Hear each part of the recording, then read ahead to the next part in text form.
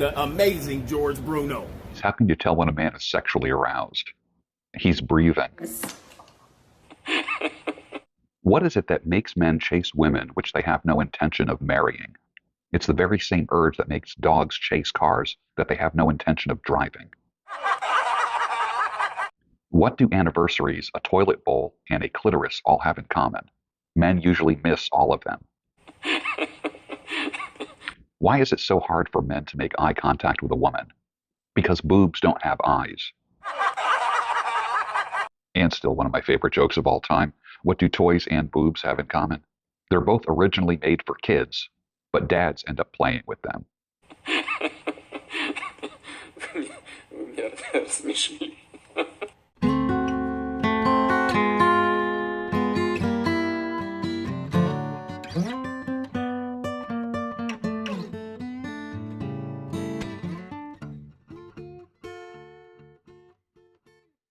Stirring the coffee with one giant chopstick of truth in a 20-ounce Wawa travel mug. Using the vortex method, the only true way to optimize the taste of your coffee at the molecular level. Good morning. Welcome to the Daybreak Show. I am the Sultan. We will get started, but first, coffee in a travel mug. Nice. I am so old, I remember when in order to get a raise, you showed up early at work, you stayed later, you dressed and groomed better, got a good sleep so you could perform better, you were goal-directed, had regular meetings with a boss or supervisor to see what you needed to do to go higher. Now you just call your congressman, demand a raise, or protest. Remember when everybody was demanding that minimum wage go up to $15 an hour? And then businesses started closing, and then businesses got smart and started laying people off. How'd that work for everybody? Now there's stores where you just order everything through a kiosk. Nobody owes you a living. Nobody owes you $15 an hour. Nobody. No company owes you a thing. I could go to McDonald's and get a job being the mop boy, and in 6 months, I guarantee you, I would be manager of that McDonald's. Within 2 years, I would own the McDonald's. My favorite pipe tobacco review included this sentence, and I forget the exact blend, but it said, it's an English blend heavy on the Latakia and Perique, the kind a bearded captain would smoke while navigating an oil tanker through the Strait of Hormuz. That actually is very applicable to today. Any oil tanker captain today in the Strait of Hormuz is probably biting his nails and is nervous with everything that's going on.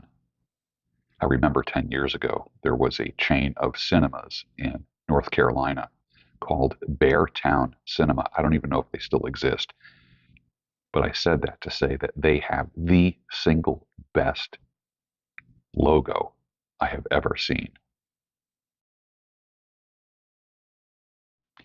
You know, I know so many people with great ideas, great products, great services. However, the weight around their neck, the thing that they don't like the most is sales, selling. You must learn how to sell. If I could say anything about sales, it would be this, and I've been a good salesman for decades. Sales is merely this. Listen close. It is a transfer of enthusiasm. That's it. To get excited about something and transfer that enthusiasm to someone else. That is why it is important that if you are in sales or you're interested in going in sales, which by the way is the highest paid profession in the world, that you enjoy, you actually admire the product or service that you are selling. Because part of your pitch, part of your sales is actually sharing what you believe to be true about the product. 30 years ago, I brought a girlfriend's car to get her oil changed, and I waited in the showroom of the dealership while the car was getting serviced. I was looking at a brand new Honda Accord, and there was a fellow there who was interested in buying a Honda Accord. We were both looking at the same vehicle. I had said to the guy, so you're thinking of getting a Honda Accord, huh? He says, yeah. He says, I'm just kind of looking around. And I started telling him, because I had one at the time, and I started telling him how safe they were. the breakaway engine mounts, in case you get into a front-end collision, the crumple zones, how safe they were. I basically described it as a very safe vehicle, aerodynamic. When I'm driving it, I put on the cruise and it just feels like you're floating. At about that time, the car that I brought in to be serviced was ready. They called me. On my way out, the sales manager came over to me and said, "Would you like a job here?" I said, "What?" He says, "I listened to your conversation with that fellow, and you were so enthusiastic about the Honda Accord." He goes, "I've never seen anyone sell a vehicle like you." At that time, I was director of a psychiatric clinic, and I didn't need a job. I probably would have made more money if I took the sales job. But what he observed was my enthusiasm about the vehicle. Sales is nothing but a transfer of enthusiasm. What are you enthusiastic about? Write down a list of the things that you are enthusiastic about. How can you sell them? You will make more money selling than you would anything else. And then there's the guy who wrote an ebook, How to Teach Your Parrot to Talk. And he set up a website. He drives traffic to that website. It sells for $79.95, and it makes several $100,000 a year. How to Teach Your Parrot to Talk. Just saying. Do you have any products or services that you could sell? I thought this meme was funny. No, don't worry. We all went to school together. They're like my big brothers, babe. How many guys have ever heard that? He's just a friend. We went to college together. We worked together. Yeah, right. Again, another quote from The Transformed Wife. The average family size before birth control mentality infected this land was 6 to 8 children. Marriage was for life. Mothers raised their babies. The church was a powerful influence for the good. Feminism slowly infiltrated the church. Now it looks no different than the world. Is the woman in your life on hormonal birth control? I contend that having children and building families is better than having a lot of sex without worrying. Show me a single woman on hormonal birth control, and I'll show you a sexually undisciplined woman whose notch count goes up every year, and whose inability to bond with a man goes down every year, and whose value goes down every year. One subscriber says, "You are probably the only person I've ever heard articulate that a woman should bring a man peace and be supportive of him as he builds and creates a future. A builder, not a destroyer." That has almost become an iconic phrase. Look for a woman who's a builder. When I started saying that a couple of years ago, people didn't know what to think. Now they're starting to get it. He says, "This has been a huge, important lesson. I won't tolerate any more drama, chaos, or BS from a woman who is a destroyer." Every relationship with every woman I ever knew who was on hormonal birth control failed. Every relationship. That's one of the common threads. Now, another common thread could be me. Maybe I'm part of it too. Gentlemen, what is your experience? Great sex, unlimited dopamine hits, and lots of I oxytocin you from her. It's pretty convincing, but not for long. Women fall in love with love, but not you. Never forget that. And just like that, it ends.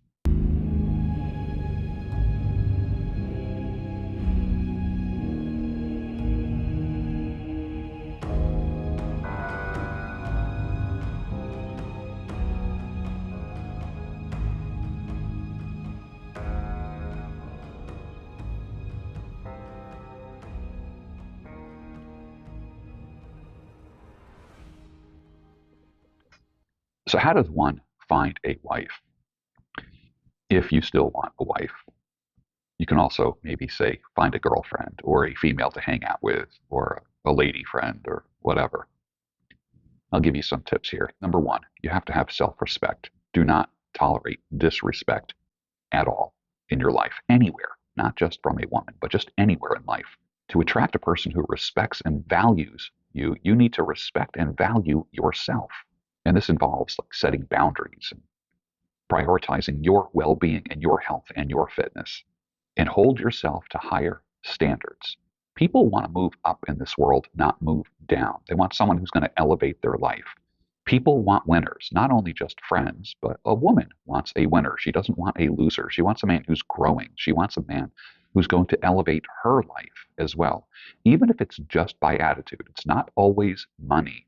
Number two, Continuous self-improvement. You heard me say that education is a lifelong process. You educate yourself and improve your brain through formal education and informal education. What are you learning right now? Reading books, engaging in meaningful conversation on social media rather than little battles, sniping at each other. Pursue some passions or hobbies. This not only enriches your character, but it just makes you a more interesting and engaging person. Number 3, your physical well-being. Taking care of your physical health is absolutely important. Regular exercise, whether it be walking or weightlifting, a balanced, higher protein, lower carb, nutritional way of eating is going to make a huge difference in your life. Proper self-care helps boost your confidence, but it also demonstrates your commitment to long-term well-being and positivity in your life. Number 4, confidence and authenticity. I hate the word authenticity. I really don't like it, but it's a popular word and a lot of people seem to respond to that. Authenticity is magnetic. In other words, you are who you say you are. You are in person who you appear to be in pictures or on videos. Confidence comes from knowing who you are and embracing who you are, which in turn makes you more attractive to a potential partner, a mate, a wife, or someone just to spend time with. Number 5, emotional intelligence and communication. Effective communication is the cornerstone of any successful relationship, whether it be personal, intersexual, business. Emotional intelligence is knowing how your emotions work, but not living by them. Number 6, financial responsibility. Being responsible with your earning and how you make money. How you earn and what you earn is important for your future. And if you're going to have a mate, a girlfriend, a lady friend, whatever you want to call it, a wife, financial security is important. People want to know, everybody wants to know that their rent or mortgage is going to be paid, that there's going to be food in the cupboards, that there's going to be gas in the car. Number 7, nurturing hobbies and interests. We talked about that earlier. Pursue passions that ignite your soul. What kind of little part-time endeavors kind of get you excited or bring you peace? Sharing your interests with another person provides a foundation for building a future together. In order to find a possible mate, you might be involved in a mutual interest group, a hiking group, a reading group, some kind of literary group, a writing group, a collector's group of some type. That is a great way to meet people. And then 8, setting clear intentions. Knowing what you want for yourself in a partner is the key.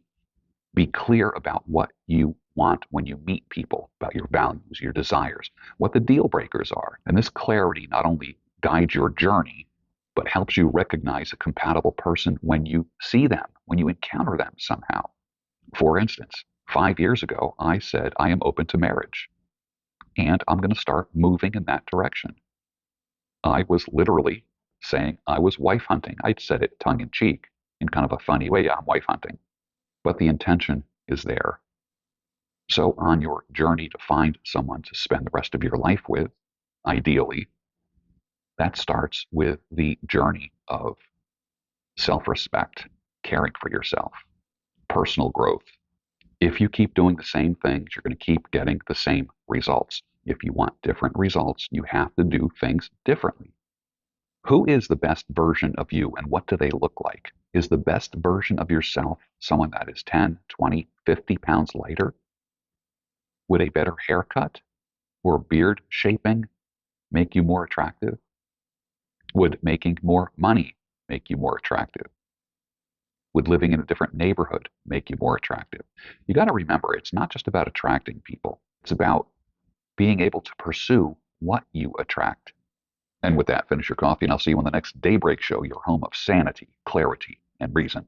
Women love idealistically and men love realistically. And the problem is that we love a woman way more than a woman loves us. So when we separate, we're in way more pain than what the actual woman herself. And let me tell you exactly the reason why. Because when a man loves a woman, he loves her like she's his daughter. He looks after her, he protects her, he provides for her, he does everything for her. The woman loves him like her father. But in our nature, we are meant to lose a parent, but we're not meant or built to lose a child.